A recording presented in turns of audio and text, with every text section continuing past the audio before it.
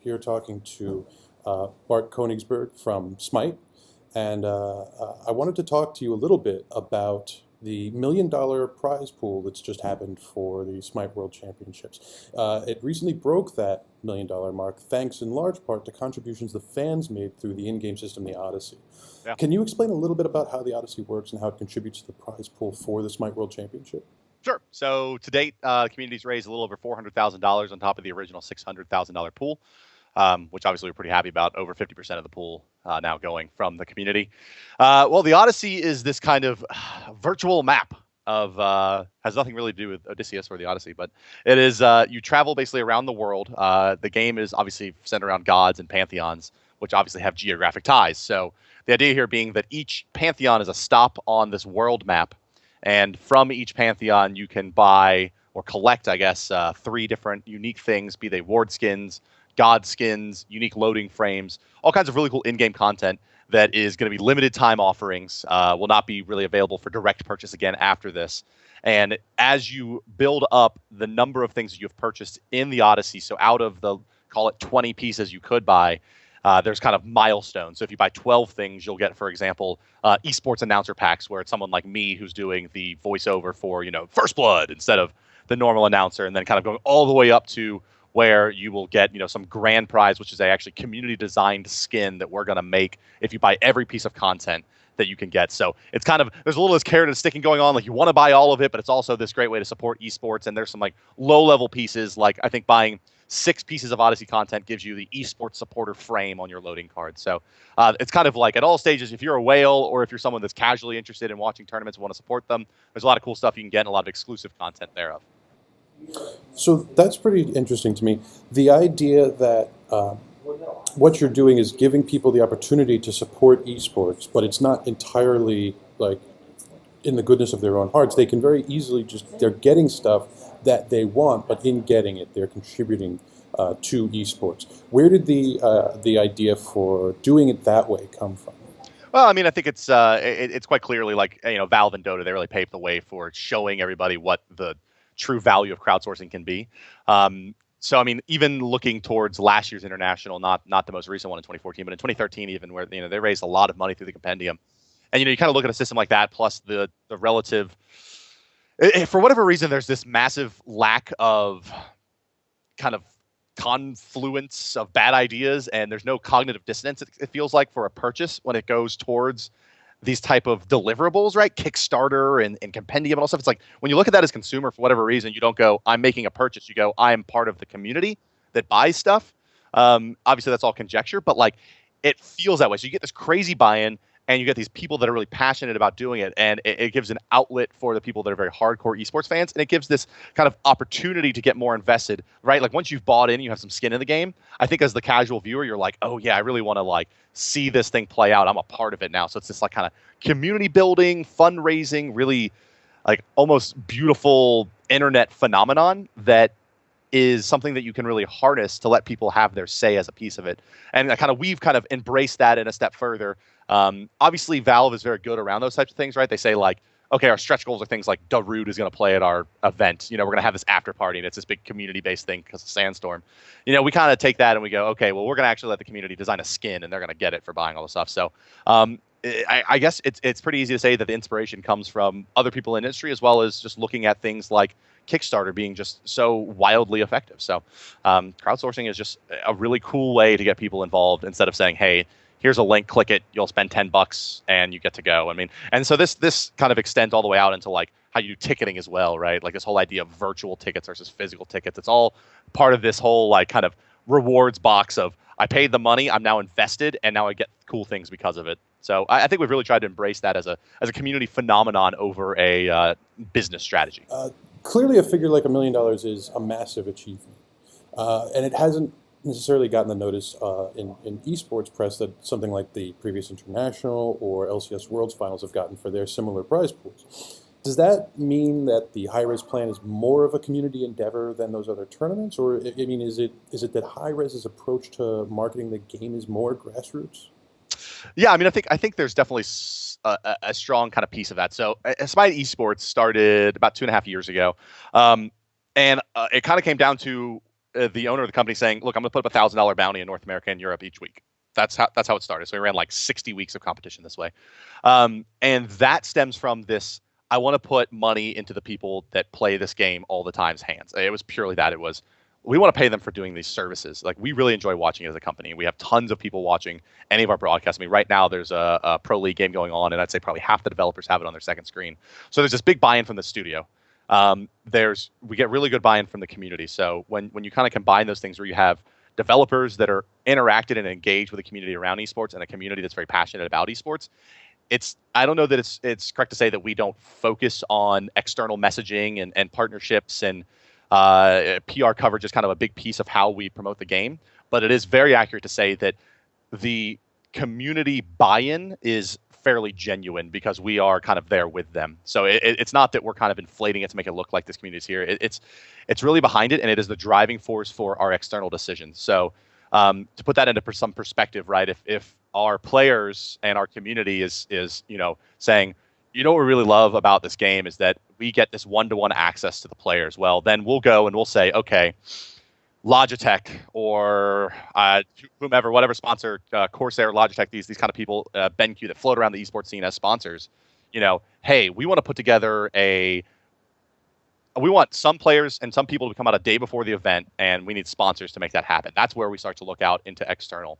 And obviously, as the game grows, we'll rely more and more on these major partners to continue to build brand awareness. But overall, I would say, looking at kind of our strategy, it is pretty heavily focused in grassroots, and that the opportunities that we've had are very different than a more shotgun-based approach through traditional channels. Other than that, kind of all stems from our early on decision to run 24-hour broadcast networks as part of our game and build Twitch communities in addition to our forums and our Reddit communities. So real-time feedback is a scary and beautiful thing, but it's been really, really rewarding and valuable for us, especially in going and trying to build this $1 million tournament now. Why we haven't gotten the same coverage as why you might see something out of like WCS or LCS or these major leagues is, well, one, we're an independent publisher. Two, we're on the East Coast and we're in Atlanta. So we don't have there's not these big sponsors and everything floating around over here. Now we have great relationships with a lot of people, but I think we look at it from the perspective of you build the base first, and then you go after the pie in the sky, and you try to get your big, wide audience. And also, the Chinese version of Smite is on its way. I mean, the Latin American client and Brazilian clients are up and running. China is coming next. And when you talk about China, you can flop in China and still destroy every game ever made in North America. So, I guess I look at it from this is like we've just now finished pouring the concrete and the space shuttle's getting built over the next year. And then China's in, the rest of the world, we have China, Latin America, Brazil, ideally CIS as well as Australia. And now it's a worldwide game and it's ready to take off. So, it's a grassroots pouring the foundation kind of strategy for sure. How would you describe the impact or the success of the Odyssey overall? Okay, so how would I describe the impact and success? So success-wise, I would say it's clearly a success for us. Our target was, let's make sure that we hit $1 million. We want to be able to, it's a 7-figure number, so you just get this kind of eye-open, mouth drop kind of effect from just saying $1 million on anything. I guess that was part of the strategy, and in some ways that kind of qualified success. But I think in some respects it was also a kind of internal challenge. Like, can we do something like this? It's as the company grows, we've doubled the company in the last year. So all of the departments have expanded. We have these people. Can we commit to these accelerated production pipelines where we're adding a lot of content, and where there's a big UI requirement as well? Can we get this all working together?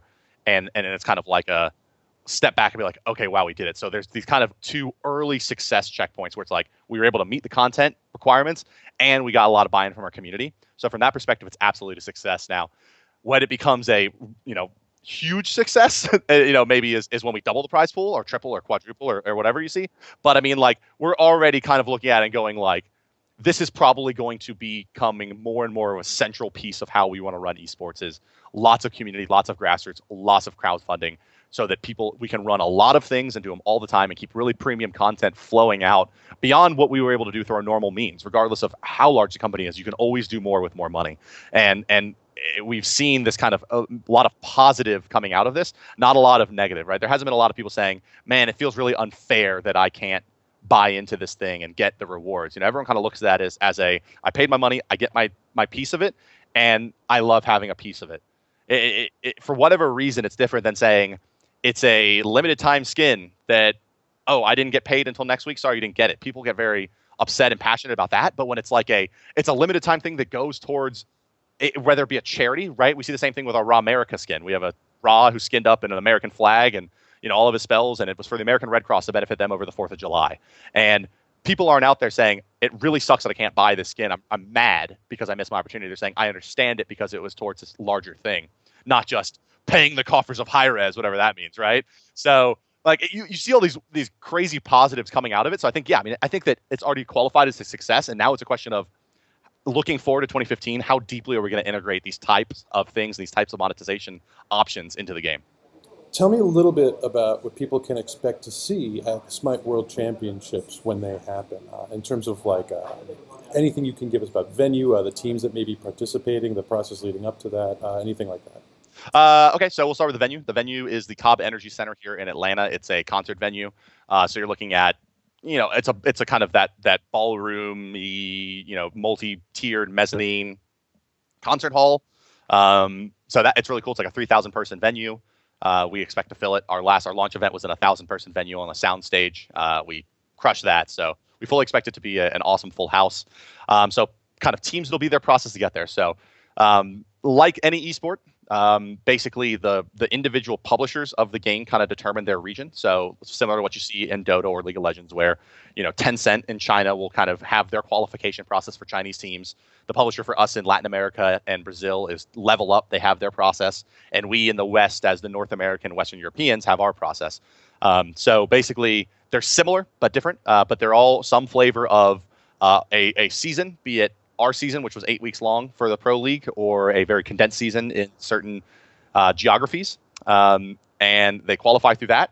And the top 2 teams from each region come to the World Championship. So in China, I believe in November, there will be LANs in Brazil, Colombia, and China to determine the top 2 teams from each region that are coming. So 1 team from Latin America, 1 team from Brazil, 2 teams from NA, 2 teams from EU, and 2 teams from China will comprise the 8 teams of the World Championship, and they will be going head-to-head, and we're looking at a 50% to the winner prize split. So $500,000 right now guaranteed to go to the winner of that tournament. So we're pretty bearish on that one. Previously, you guys at HiRez, you've developed the latest Tribes franchise installment, as well as Global Agenda. Smite, I think, is obviously a much more esports-oriented endeavor than your previous games. Is there a significance to the decision to head in our direction? Like basically, what informed the decision to head into the world of organized, professional, competitive play instead of simply making a multiplayer game? Well, so it comes down to a couple of kind of events that happen along the path. So I was hired at HiRez at the end of the Global Agenda expansion development, which is called Sandstorm, and this came out in early 2013. So I started then, and I'm passionate about esports, right? It was watching Brood War, was watching Quake, and was just really about it. Was also a big fan of Han, Heroes of New Earth, and Breaking CPK and what the guys at S2 were doing as they built that title up. So I was just really invested, kind of interested person. I kind of put on my resume that I could do commentary, like I was a shoutcaster, which basically at that point meant that I had wrangled my brother into doing a Windows Media movie maker or whatever of a Han game one time that I put up on GameReplays.org. And I remember Forecourt Jester commentated, and he was like, "It's pretty good, buddy." And I was like, "Sean Delaney, he likes me," it was like this, so I put it on my resume. I was like, I'm a commentator, right?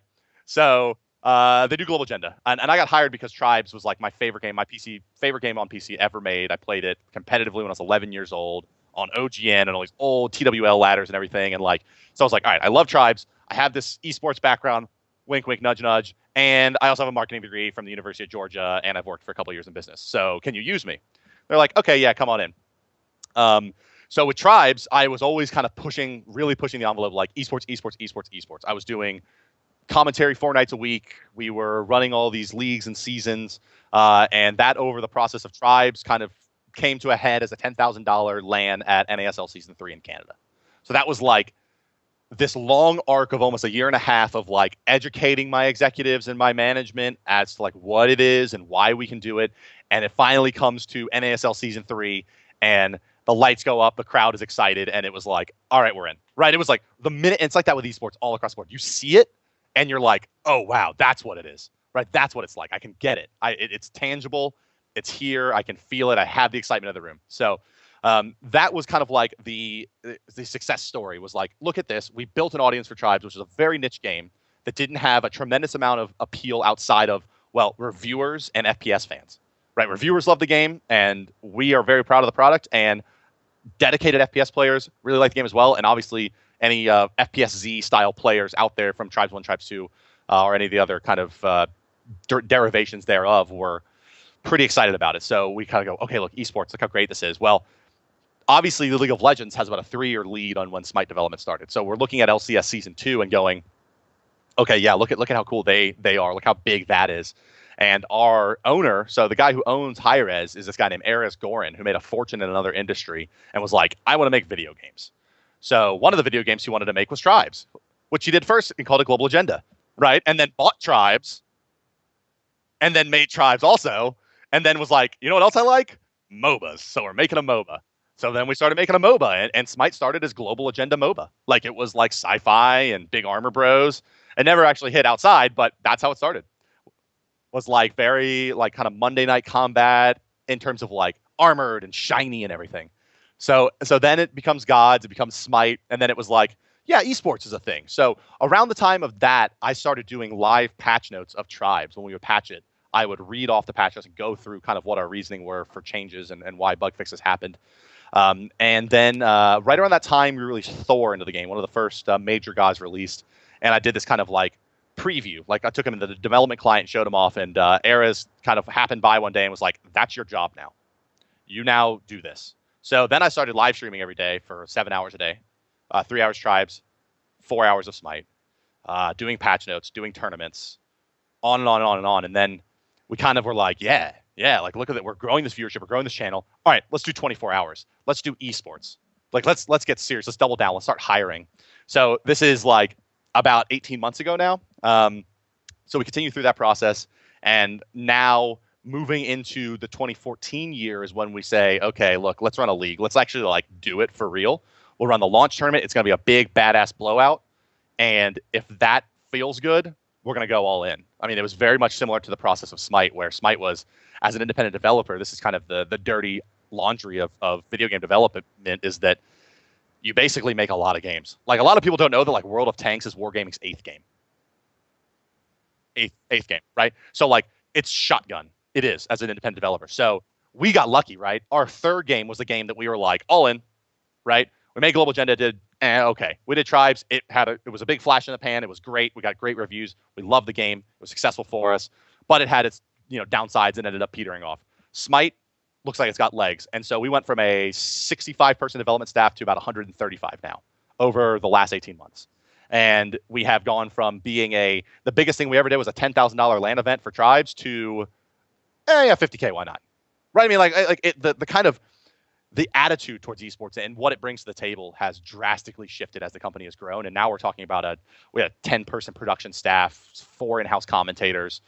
We got, and then not to mention all the people who do pregame shows and kind of do the research around it, as well as the contractors that do our amateur leagues, in addition to our general coverage and blogging around it. So we're looking at a 20-person probably department now for esports in a company that's 140 people. So it kind of goes to show you where our interest level lies, certainly. So esports, long story short, has just kind of been this kind of this cancer that's just like grown and gets more and more people each time they see it, and they're like sucked in.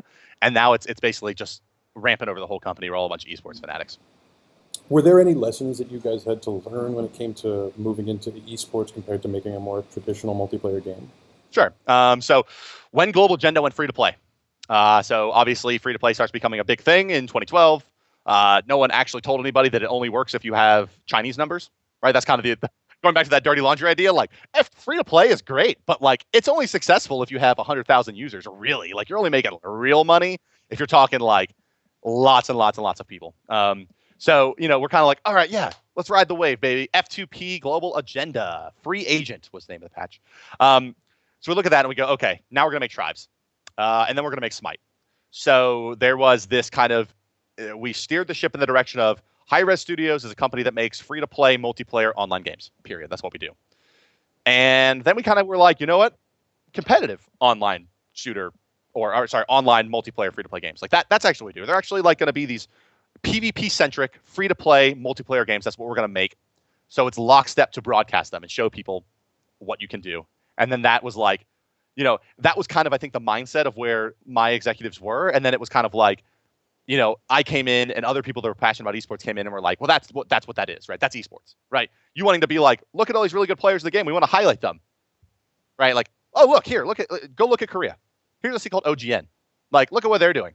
We can do this, right? It's going to take us $1,000. We'll paint a green screen room and we'll put a desk there and we'll start broadcasting content. Let's see what happens. And so like that's kind of how the buy-in happened, right? And that's how that piece came together, was this like synthesizing what the company was about from being an MMO publisher to a free-to-play online multiplayer player versus player experience.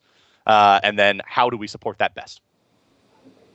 So then my last question would be, do you have any hints for us about what's coming down the pipe for Smite or for HiRez, generally speaking? Well, we did our fearless leader funny story, in the process getting himself banned from Reddit. So he announced that they are in progress working on what will be a global agenda 2E spiritual successor kind of game, more of a kind of arena battle game than a MMO, but another kind of free-to-play PvP online experience, more in the shooter, sci-fi, third-person shooter realm probably. And so funny story, he actually was like, 200 upvotes, I'll spill even more, and then he got banned. So, but the general point being that, yeah, there's that's being worked on. We kind of have a whole new project development team now that's completely separate from our Smite development. It's actually on different floors of the building. So they're working on that game and maybe some other undisclosed projects as well. But these are all kind of nuclear teams that we're you know, kind of incubating in a big sense. It's very much like we have a kind of publishing and development team for Smite, and then we have this kind of incubation team that's working on Global Agenda 2 and looking into other projects as well. For Smite, what's coming down the line? Well, you got the World Championship, you got all the Odyssey content finishing up. There's a lot of really cool stuff in there that I'm excited to talk about. A lot more kind of pop culture-y skins as well coming into it, which is an interesting tangent that, just kind of to delve into it slightly, there's this really kind of cool academic like question, right? Where it's like, when you're making content for free-to-play games that are these living organisms, basically, like when you make a pop culture-based skin, you get this weird, like, why don't they make more serious skins that are about the mythology, right? Like, and you get the same thing, I'm sure, in League of Legends, where they're like, but that's not what the lore says. He's the Gem Knight, you know, like, and so like, but then they're like, oh man, wouldn't it be cool if like we just added a guy, Sylvanas, who's a little like druidy, nymphy guy riding on top of a large tree, and they're like, oh man, where's the Groot skin?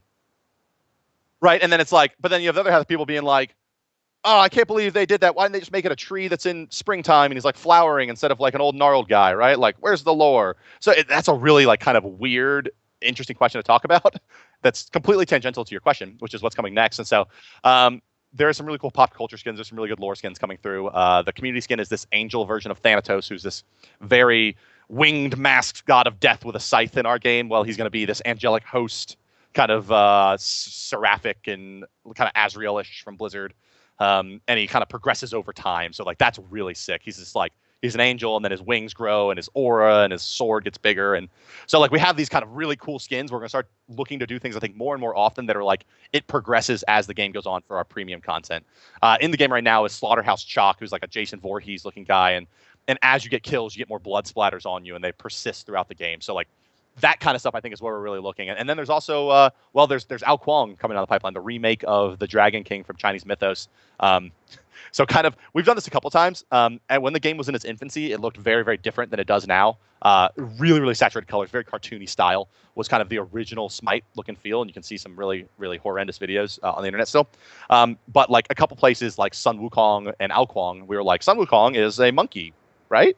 And they're like, that's like being like, here's our Spider-Man and it's a spider. Right, like he's a man that just has monkey feet, you know. So like Ao Kuang, kind of same thing. Like he was this serpentine kind of dragon, and in kind of their cultural view of him, he is this like very haughty ruler, you know, with his Fu Manchu and is this like overall emperor. So his remake is actually coming through pretty soon here, and it is very very over the top and awesome. And then let's see what other cool stuff we have coming down the pipeline. Everything moves so fast. We've kind of introduced this idea of treasure chests. And so you can spend basically the content is on average worth around 300 gems.